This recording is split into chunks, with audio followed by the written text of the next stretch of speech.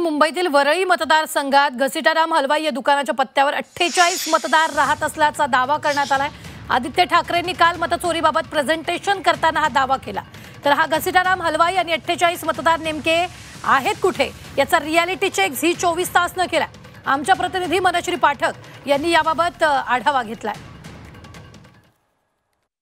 मतदार यादीमध्ये खरोखर घोळ आहे का आणि जर घोळ असेल तर तो काय काय आणि कसा कसा घातला गेलाय या प्रश्नांची उत्तरं शोधण्याचा आता सगळेजण प्रयत्न करत आहेत। आदित्य ठाकरेंनी जे वरळीचे आमदार आहेत त्यांनी आपल्या मतदारसंघापुरता हा घोळ पुढे आणण्याचा प्रयत्न केला। ज्या ठिकाणी सध्या मी उभी आहे हा लोअर परळचा भाग आहे। हा आहे A to Z इंडस्ट्रियल इस्टेटचा भाग आणि माझ्या आजूबाजूला तुम्ही बघताय की पाडकाम झालेला आहे। एक डिमॉलिशन झालेली इस्टेट होती या ठिकाणी आणि हे डिमॉलिशन झालेली जागा ही घसीटाराम हलवाई या नावानं होती। मात्र गेल्या 10 वर्षापूर्वीच हे घसीटाराम हलवाईचं दुकान पाडण्यात आलं। त्या ठिकाणी अजूनही कोणतंही नवं स्ट्रक्चर नवं बांधकाम हे उभं राहिलेलं नाहीये। त्यामुळे अजून सुद्धा आपण बघतोय की अनेक भंगार सामान या ठिकाणी पडलेलं आहे। काही गॅसच्या शेगड्या आहेत, पंखे आहेत, त्यांचे अवशेष आहेत आणि घसीटाराम हलवाई या नावानं ज्या ठिकाणी दुकान होतं त्या ठिकाणी काही मतदारांची सुद्धा नोंदणी आढळून आलेली आहे।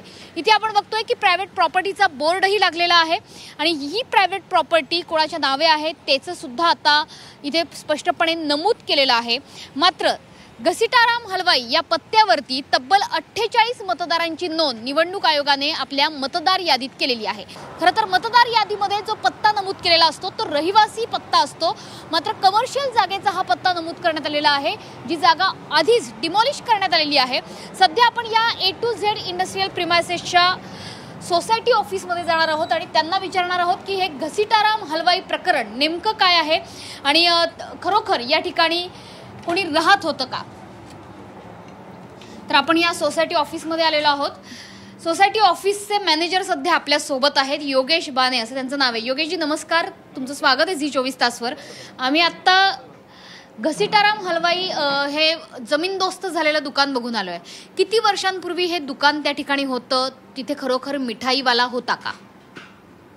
बिल्डिंग 2017-18ला डिमॉलिश झाली आहे। म्हणजे BMCच्या नोटीसद्वारे ती डिमॉलिश केली, कारण त्यांनी पेमेंट केलं नाही सोसायटीला, मेंटेनन्स नव्हता भरला। 25-30 लाखाचं काहीतरी त्यांचे मेंटेनन्स बाकी आहे आणि त्याच्यामुळे ती बिल्डिंग मेंटेन नाही झाली आणि मग ती डिॲप्लेट झाली आणि मग ती बिल्डिंग BMCने सांगितली की बाबा ही बिल्डिंग डिॲप्लेट झाली आहे, तुम्ही पाडून टाका आणि ती बिल्डिंग पाडण्यात आली आहे। म्हणजे ही जागा पूर्ण इंडस्ट्रियल इस्टेटची जागा ही रहिवासी आहे की कॉर्पोरेट आहे? पंजाबी घसीटाराम हा कारखाना होता तिकडे, तिथे भरपूर प्रमाणात मोठा कारखाना होता, त्याचं नाव पण खूप मोठं होतं पंजाबी घसीटारामचं आणि त्याच्याकडे भरपूर वर्कर कामाला होते। सगळे ते UP बिहारचेच होते, कारण सगळे बाई लोकच होते आणि भरपूर लोक होती, म्हणजे 50-100 का सांगता येत नाही, पण होती भरपूर लोक होती, कारण त्यांचा मार्केट खूप मोठा होता, कारखाना खूप मोठा होता, पसारा खूप मोठा होता आणि खूप चालायचं दुकान ते, त्याच्यामुळे लोक होती तिकडे कामाला।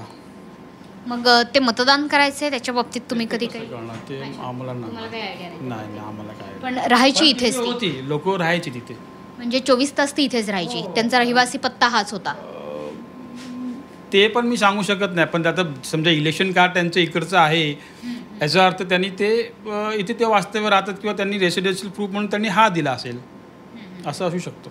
असं असू शकतं, पण हे दुकान जमीनदोस्त झालं त्याच्यानंतर सगळे कामगारही गेले? हो गेले ना, गेले 2017-18ला ती सगळे गेले।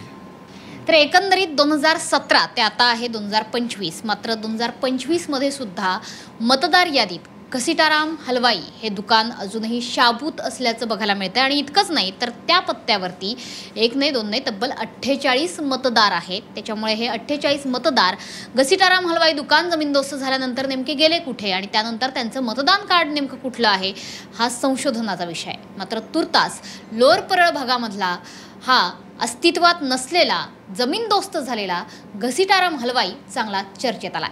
कॅमेरामॅन मंगेश पेडामकर, मनश्री पाठक, झी 24 तास, मुंबई।